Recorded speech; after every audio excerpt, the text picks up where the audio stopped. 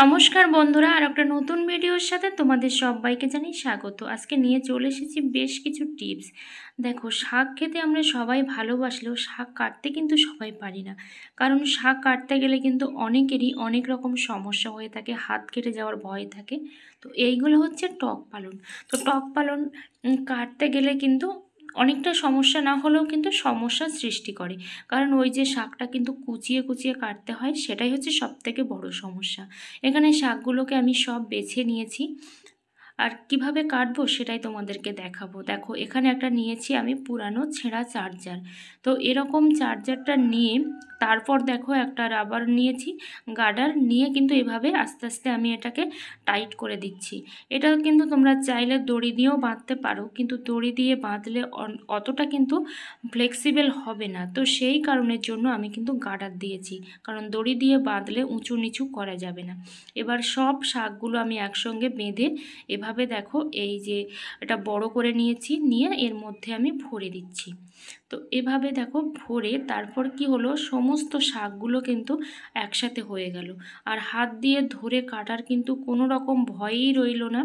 তো এভাবে দেখো ছুরি দিয়ে আমি টুকরো টুকরো করে কেটে নিচ্ছি, কারণ শাকটা যেহেতু আমার একেবারেই কচি আর আমি খুব বেশি কুচাবো না। তো তোমরা যদি চাও একেবারেই ঘন কোচাতে, অবশ্যই কিন্তু ঘন কোচাতে পারো, নিজেদের পছন্দ অনুযায়ী কোচানোটা। আমি খুব বেশি করে কোচাবো না, কারণ পালং শাক এমনিতেই কিন্তু নরম হয়ে যায়, সেই জন্য। তো দেখো কত সুন্দর করে একদম লাস্ট পোর্শন পর্যন্ত কিন্তু আমি কেটে নিতে পারলাম। তো তোমরা কিন্তু অবশ্যই এই টিপসটা ফলো করতে পারো। আর যারা একেবারেই শাক কাটতে পারো না, দা দিয়ে বটি দিয়ে, তো তাদের জন্য কিন্তু ভীষণভাবে এটা উপকারী হবে। তো অবশ্যই কিন্তু টিপসটা তোমরা অ্যাপ্লাই করতে পারো। দেখো, এখন আমি একটা কন্টেনারে ভরে রেখে দিচ্ছি, কারণ অনেক সময় কিন্তু কি হয় যে আজকে খাবো বা কিংবা কালকে খাবো, তার থেকে কিন্তু 2 দিন 3 দিন আগেও কিন্তু সবজি কেটে রাখা হয়, কারণ নিজেদের সুবিধার জন্য। তো সেই জন্য তোমরা এই টিপসটা অবশ্যই অ্যাপ্লাই করতে পারো। তো এটা আমি নর্মালি ফ্রিজে রেখে দিলেই কিন্তু অনেক দিন পর্যন্ত ভালো থাকবে। চলো পরের টিপসটা শেয়ার করি। লাউ আমরা খেতে পছন্দ করলেও বাজার থেকে যখন কচি লাউ কিনে নিয়ে আসি, তখন একটা সমস্যা যেটা দেখা দেয়, সাথে সাথে তো আর প্রত্যেকটা লাউ খাওয়া সম্ভব নয় বা গোটা লাউটা খাওয়া সম্ভব নয়।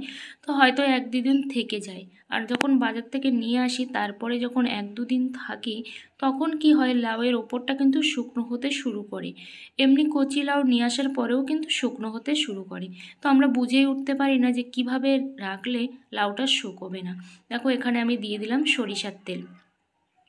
সরিষার তেলটা দিয়ে এভাবে আমি খুব ভালো করে কিন্তু পুরো লাউটাতে মেখে নেব। এভাবে দেখো সুন্দর করে কিন্তু মাখিয়ে দিচ্ছি, কোনো জায়গা যেন বাদ না যায়। আর একটু বেশি করে দেবে, খুব বেশি না হলেও একটু বেশি করে কিন্তু পুরো গাতে মাখিয়ে নেবে। তাহলে যে লাউয়ের যে শুকনো ভাবটা, সেইটা কিন্তু আর একেবারেই আসবে না। 1 সপ্তাহ যদি তোমরা এভাবে লাউটাকে রেখে দাও, তাহলেও কিন্তু সেই কচি তরতাজাই কিন্তু থেকে যাবে। তোমাদের কিন্তু আর কোনো সমস্যা বা ভয়ের কিন্তু কোনো কারণ থাকবে না। তো তোমাদেরও আশা করি এই টিপসটা অনেকটাই কাজে লাগবে, কারণ সবাই আমরা চাই একদম ফ্রেশ সবজি খেতে, আর লাউ তো সবাই চাই যে কচি কচি খেতে। তো সেই সমস্যা থেকে কিন্তু এখন মুক্তি পেতে হলে তোমাদের কিন্তু এভাবে তেলটা মাখিয়ে রাখতে হবে, তাহলে কিন্তু এই সমস্যা আর হবে না। এইভাবে যদি ফ্রিজে নাও রাখো, কোনো রকম সমস্যা কিন্তু হবে না। যে অনেকে ভাববে ফ্রিজ নেই, তাহলে থাকবে, অবশ্যই থাকবে। ফ্রিজ ছাড়াই কিন্তু সবথেকে বেশি ভালো থাকবে এইভাবে তেল মাখিয়ে রাখলে। তো চলো পরের টিপসটা শেয়ার করি। নূপুর যখন আমরা পরি, তখন কিন্তু বেশ কিছুদিন যখন যায়, তারপরে দেখি নূপুরের অংশটা কিন্তু কালো হতে শুরু করে। তখন আমরা চিন্তায় পড়ে যাই যে এই কালো হয়ে গেছে, এই নূপুরটা আমরা তুলবো কী করে, দোকানে নিয়ে যেতে হবে। তো দোকানে নিয়ে যাওয়ার কিন্তু কোনো প্রয়োজন নেই। তো বাড়িতে দেখো এরকম যে কোলগেটটা আছে, সবসময় নেবে সাদা কোলগেটটা। তো সাদা কোলগেটটা নিয়ে এভাবে তোমরা কিন্তু একটা উপকরণ দিয়েই নূপুরটাকে পরিষ্কার করতে পারবে।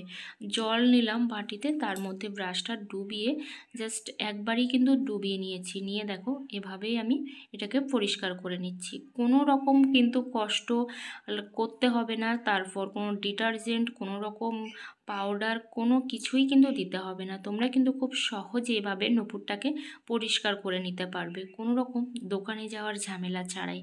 তো এইভাবে তোমাদের সমস্ত রূপোর গয়নাগুলো কিন্তু পরিষ্কার করতে পারবে। আর ভাবছো তো যে একটা জিনিস দিয়ে সত্যি পরিষ্কার হবে কি না, তো অবশ্যই কিন্তু তোমরা নিজেরা বাড়িতে কিন্তু ট্রাই করবে যে সত্যি এটা পরিষ্কার হয় কি না। আমার ক্যামেরা ভালো নয়, তো সেই জন্য কিন্তু ক্যামেরাতে খুব ভালো রকম আসে না, তো সে কারণে আমি তোমাদেরকে অতটা ভালো করে দেখাতে পারছি না। কিন্তু যে পরিমাণে কালো হয়েছিল তোমরা তার থেকে কিন্তু দ্বিগুণ কেন 3 গুণ পরিষ্কার হয়ে গেছে। দেখো কত সুন্দরভাবে পরিষ্কার হয়ে গেল, একদম মনে হচ্ছে যেন নতুন নূপুর নিয়ে এসেছি।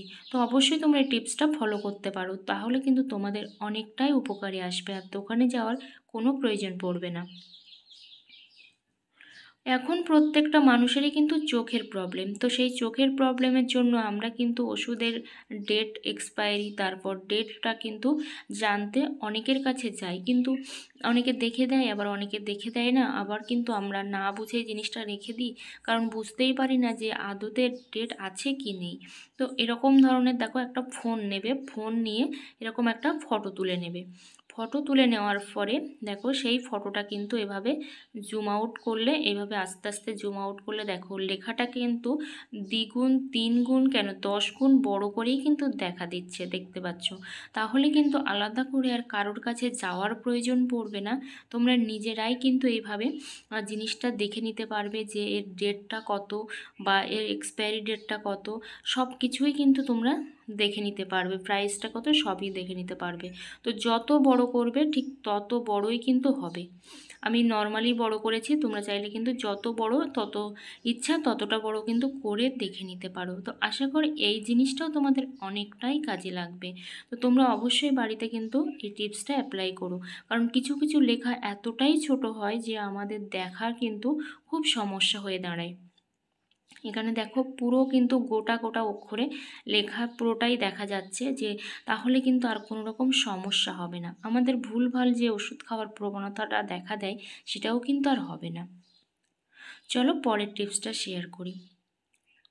সূচ আর সুতো কিন্তু প্রত্যেকেই ব্যবহার করি, কিন্তু সেই সূচে সুতো পরানো কিন্তু এখন বাচ্চাদের খেলা, কারণ আমরা তো অনেকেই আছি যারা কিন্তু সূচে সুতো পরাতে পারি না চোখের সমস্যার কারণে, কারণ এই চোখের সমস্যাটা কিন্তু অধিকাংশ মানুষের সমস্যা। তো যেহেতু সূচে সুতো সহজে পরানো যাচ্ছে না, সেই জন্য আমি এখানে নিয়েছি দেখো একটা ফুল ঝাড়ু ফুল নিয়েছি, নিয়ে এটা আমি কিন্তু ভালো করে পরিষ্কার করে নিয়েছি, এর গায়ে যেন কোনো রকম আঁশ না থাকে। এবার নিয়েছি একটা টিপ, তো টিপ নিয়ে দেখো এবার এইভাবে যে ফুলটা আমি পরিষ্কার করে রেখেছিলাম সেটা আমি এভাবে কিন্তু দুটো ভাঁজ দিয়ে নিলাম, তো মাঝখানটা কিন্তু এভাবে থাকবে। তারপর এটা এরকমভাবে সরু করে দেখো এই টিপের উপরে কিন্তু এইভাবে আমি লাগিয়ে দেব, আলাদা করে আর আঠা দেওয়ার প্রয়োজন নেই, যেহেতু টিপের মধ্যে আঠা আছে সেই জন্য কিন্তু আলাদা করে আঠা দিতে হবে না। আর এইভাবে যদি তোমরা টিপে এর গায়ে এই অর্গানাইজারটা করে রাখতে পারো তাহলে কিন্তু খুব সহজে এখন আর বয়স্কদের কিন্তু সূচে সুতো পরাতে হবে না, বাচ্চাদের কাছে দিলেই কিন্তু বাচ্চারা সূচে সুতোটা পরিয়ে দেবে, কারণ এতটাই খেলার ছলে বা আনন্দের ছলে বাচ্চারা এই সূচে সুতো পরাতে পারবে। দেখো কত সহজে আমি সূচে সুতো পরাতে পারলাম। তো এইভাবে তোমরা কিন্তু এরকম একটা অর্গানাইজার বানিয়ে রেখে দিতে পারো, কারণ সূচ সুতো তো আমাদের প্রত্যেক দিনই কাজে লাগে কম বেশি।